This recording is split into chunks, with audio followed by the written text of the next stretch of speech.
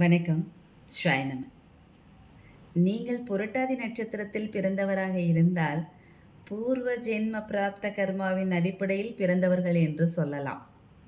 உறுதியாக சொல்லலாம். கர்மவினை பலனானது சிறு வயதிலேயே அனுபவிக்கக்கூடிய வயது.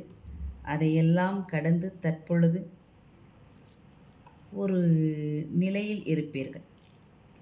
புரட்டாதி நட்சத்திரம் அப்படின்னாலே குருவுடைய நட்சத்திரம். மற்றவர்களுக்கு முன்னுதாரணமாக இருக்கக்கூடிய நட்சத்திரம் எதுவென்று சொன்னால் அது புரட்டாதி நட்சத்திரம்.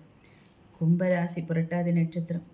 அமைதி, ஆனந்தம், மற்றவர்களுக்கு ஆறுதல் சொல்லக்கூடிய நிலை, மற்றவர்களுக்கெல்லாம் ஓடி ஓடி உதவி செய்யக்கூடிய நிலை.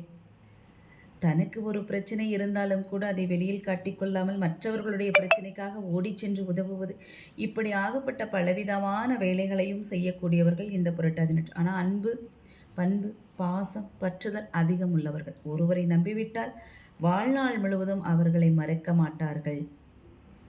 அதுவே ஒருவர் அவர்களுக்கு துரோகம் இழைத்துவிட்டாலும் வாழ்நாள் முழுவதும் அவர்களை மறக்கவும் மாட்டார்கள், மன்னிக்கவும் மாட்டார்கள்.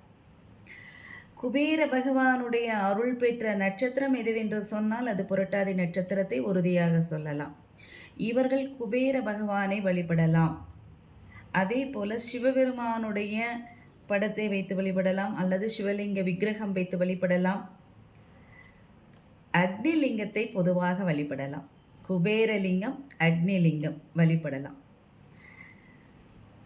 சிங்கத்தின் மீது அமர்ந்திருக்கக்கூடிய காளியம்மனை வழிபடலாம். பரிபூர்ணமான காளியம்மனை வழிபடக்கூடிய இவர்கள் அம்பாளின் சுரூபமாகவே சில நேரத்தில் இருப்பார்கள். அம்பாளுடைய அனுகிரகம் பெற்றவர்களாக இருப்பார்கள்.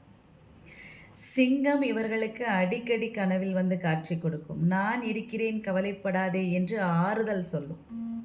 அதுவும் ராஜசிங்கம் வரும்.